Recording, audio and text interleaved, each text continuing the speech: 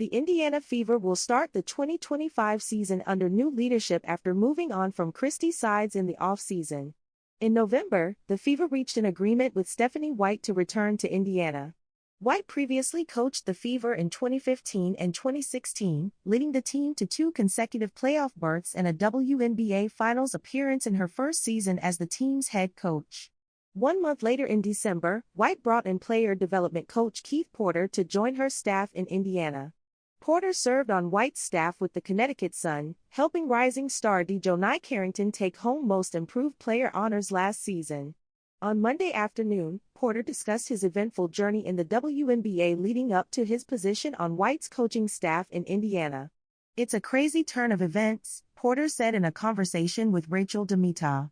"Starting training in 2020, owning my business for about 2-3 years, and I get hired with the Sun. Then it's just like boom. Now I'm in Indiana training Caitlin Clark, who might be the GOAT one day." Porter had high praise for Fever superstar and reigning WNBA Rookie of the Year Caitlin Clark, who posted a historic rookie campaign in her first year as a pro. Clark led the Fever to the playoffs in year 1, earning first-team All-WNBA honors as a rookie. Over the weekend, Caitlin Clark was spotted attending the Kansas City Chiefs NFL divisional round matchup versus the Houston Texans at Arrowhead Stadium. Clark was sitting in the press box alongside Taylor Swift, the girlfriend of Chiefs tight end Travis Kelce. The pair cheered on Kelce and his Chiefs teammates, who went on to take down Houston 23-14 to clinch a spot in the AFC Championship for the 7th consecutive season. Kansas City struggled to move the ball offensively but capitalized on penalties from the Texans. Patrick Mahomes and the Chiefs also made ball security a focal point in the matchup, not allowing a single turnover versus the Texans. Kelce shined, with Swift and Clark in attendance, catching 7 passes for 117 yards and a crucial touchdown grab in the opening minutes of the fourth quarter. The Indiana Fever announced the hiring of Keith Porter to be their new player development coach on December 11. This hiring didn't come as a surprise, considering he was the Connecticut Sun's player development coach while Stephanie White was at the helm there. So when White came to the Fever this offseason, it made sense that Porter would come over with her. However, when speaking with Syndicate Nation on December 11, Porter revealed that he wanted to join the Fever for another reason. "This is a once-in-a-lifetime opportunity that I'm gonna have to train a person who has the potential to be one of the greatest women athletes ever with an extreme impact," Porter said, clearly talking about Fever superstar Caitlin Clark.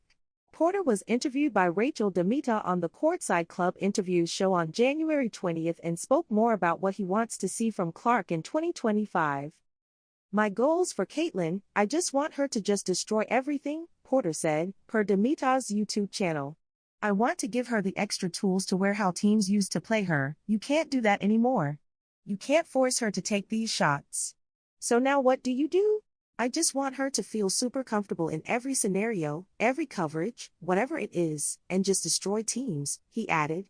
In basketball, every play carries weight, but the off-season is when moves off the court redefine the game. For the Indiana Fever, a cryptic 2-word message has fans bracing for a shakeup. Veteran guard Erica Wheeler, Caitlin Clark's teammate and a vital presence in the Fever lineup, has dropped hints that her time in Indiana might be ending. The uncertainty has left the community grappling with the possibility of change, a reminder that in basketball, like life, the unexpected can change the game in an instant. And it all began with a cryptic post, "Fever Kuokin." The message came not from Wheeler but from Rodney Smith too, brother of Fever star Nalisa Smith. His post on X sent fans into a frenzy. Was it a sign of a major roster overhaul? A big signing? Or a subtle farewell to a key player? Wheeler's presence has been instrumental for the Fever, especially during a transformative season marked by the arrival of Caitlin Clark. Signed to a 2-year, $444,308 contract in 2023, Wheeler's leadership has anchored the team through highs and lows. Yet, her recent posts on social media suggest her time with Indiana may be nearing its end. "My agent sent me a list for free agency too," Wheeler wrote in one post, sparking further speculation. She later added, "I am letting y'all know now. I'ma drop some hints, but I'ma be real petty about it. It's all fun and games though. Don't curse me out. Fans' concerns are not unwarranted. Starting January 21st, WNBA teams can begin negotiating with free agents, with deals officially signed beginning February 1st. Wheeler, an unrestricted free agent with the third highest annual salary among her peers, has become a focal point of off-season chatter. The Fever's roster has already seen significant developments. Kelsey Mitchell, one of Indiana's primary guards, received a core qualifying offer, making her return likely. This leaves Wheeler as the major question mark. With the free agency, teams have to be on the lookout for potential set pieces, and Fever seems to be just as eager to surround Clark with pieces that would maximize their potential. Another asked, cooking what? Highlighting the confusion, intrigue, and mystery covering the transfer portals in the WNBA. Amid the jokes, others voiced their concerns. She was never coming back, guys.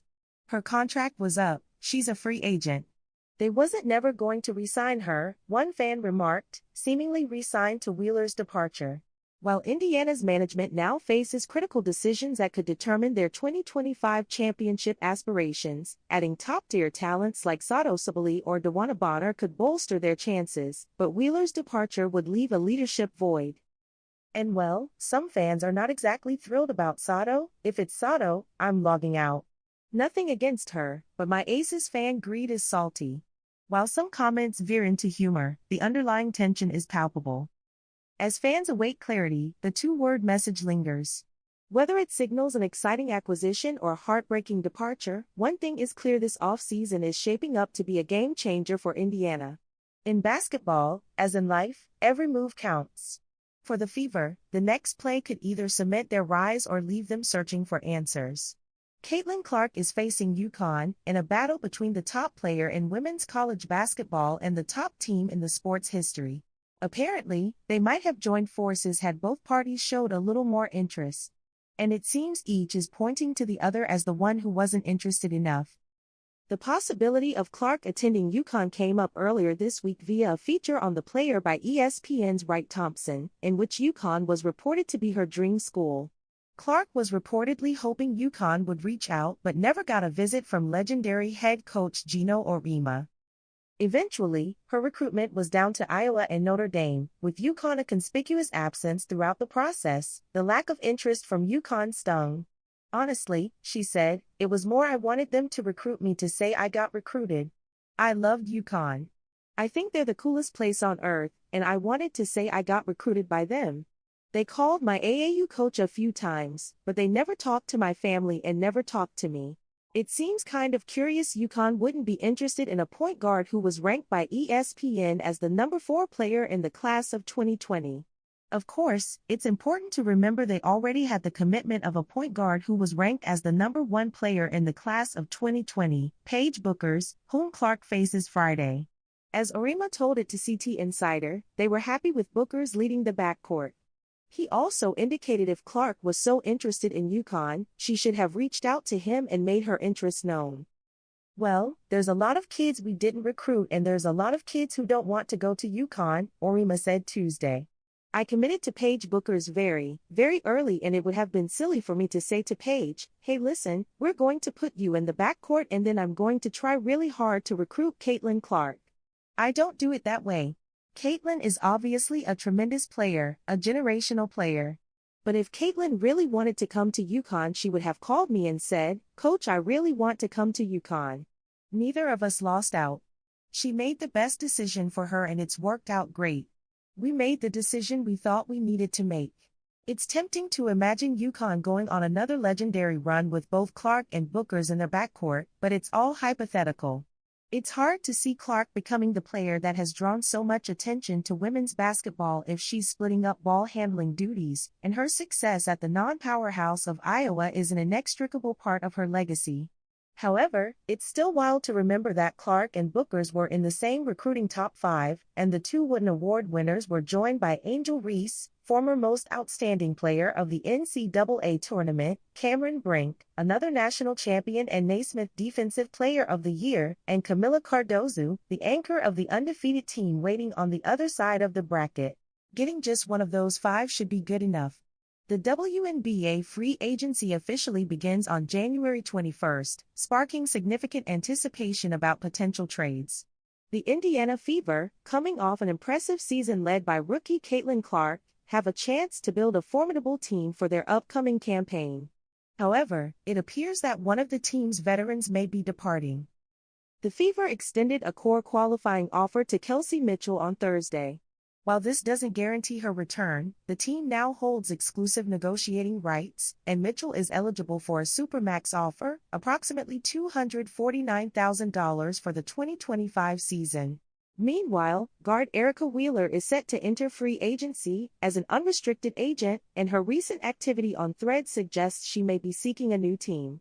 On January 17, Wheeler hinted at her plans, posting, "I'm letting y'all know now. I'ma drop some hints, but I'ma be real petty about it. It's all fun and games though. Don't curse me out." Despite starting all 40 games in 2023, Wheeler's role on the team was diminished following Clark's arrival and Lexie Hull's increased contributions. However, Clark has consistently praised Wheeler's importance to the team, calling her a key teammate during her rookie season. Wheeler went undrafted in 2015, making her debut with the New York Liberty. Before rejoining the Fever in 2023, she spent 2 seasons with the Atlanta Dream, 1 with the Los Angeles Sparks, and 5 earlier seasons with the Fever. As her role in Indiana evolves, a move to another team could be on the horizon.